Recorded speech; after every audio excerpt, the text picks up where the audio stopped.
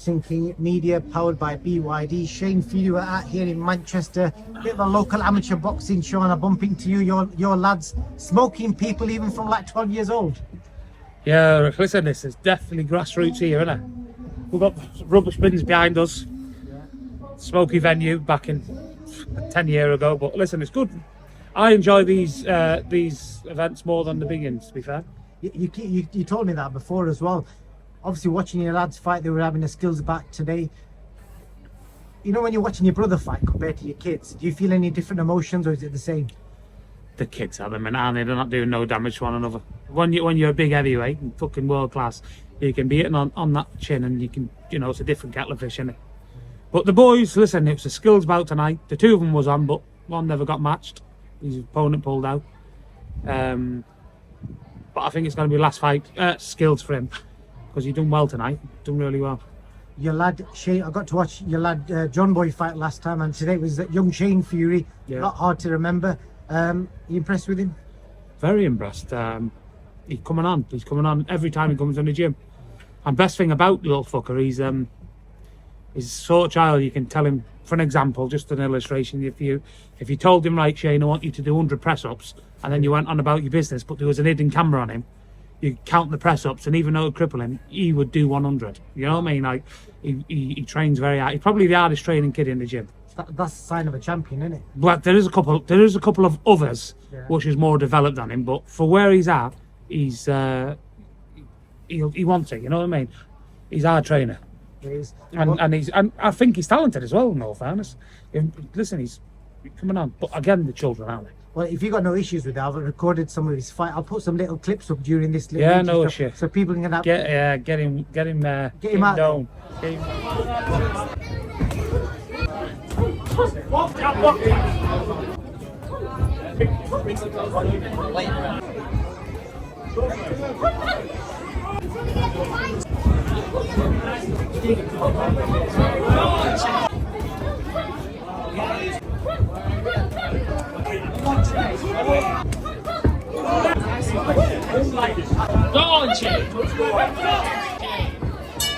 Don't want to get the checkbook out.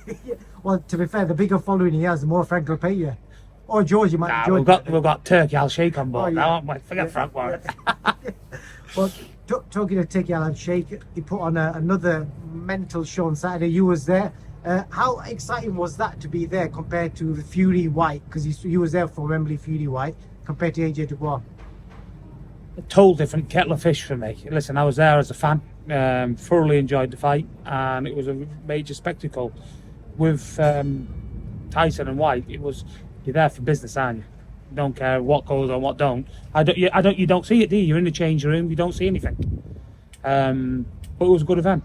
What did you make of like the ring walks? There was an extra 10,000, not 10,000, about extra 4,000 people there compared to Fury White.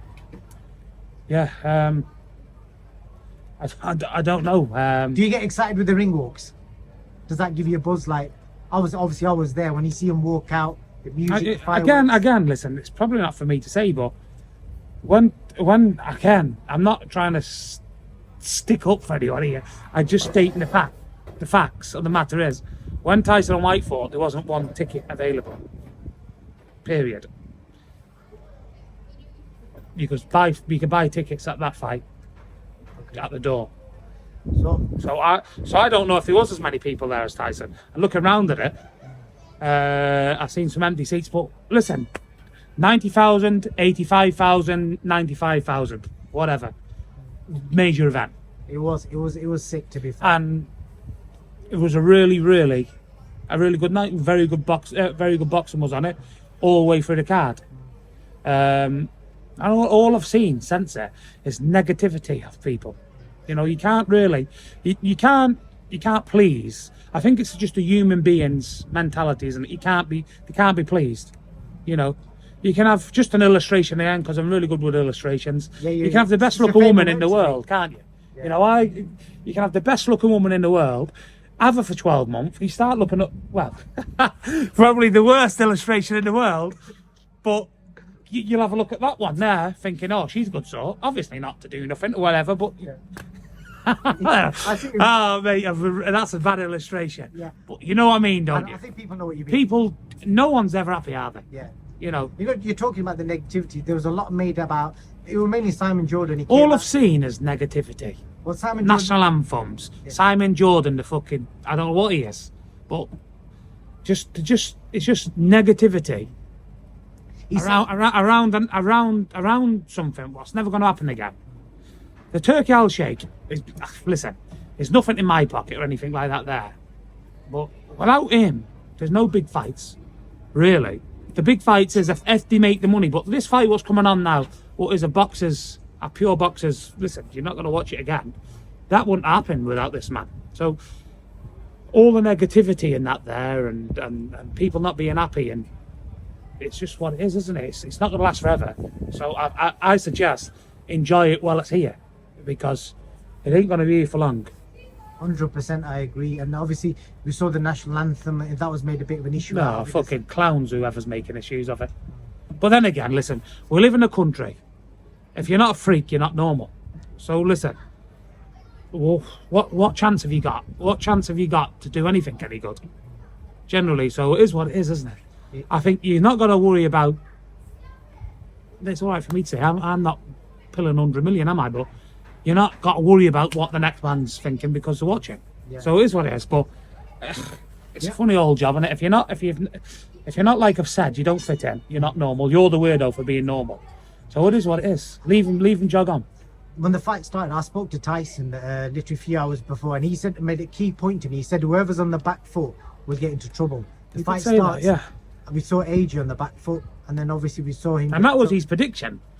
Like he didn't really give one. He said whoever goes on the back foot's lost. Which I predicted.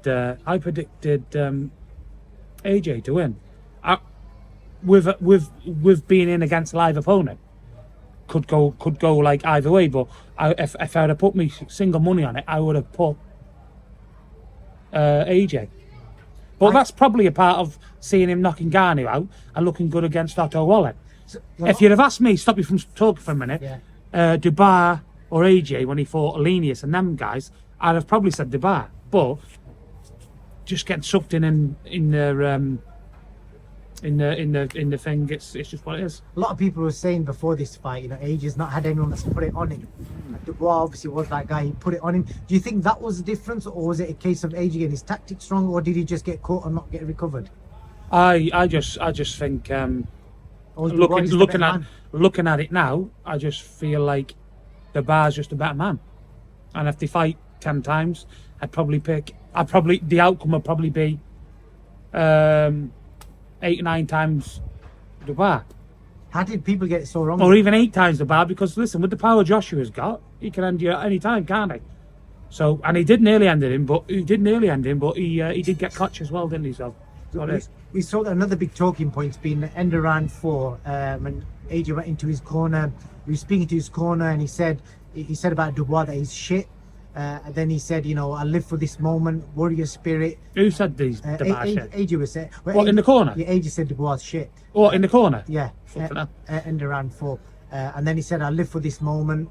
He was getting hyped up with the warrior spirit. And then he was given the instructions to double the jab up and bring it up.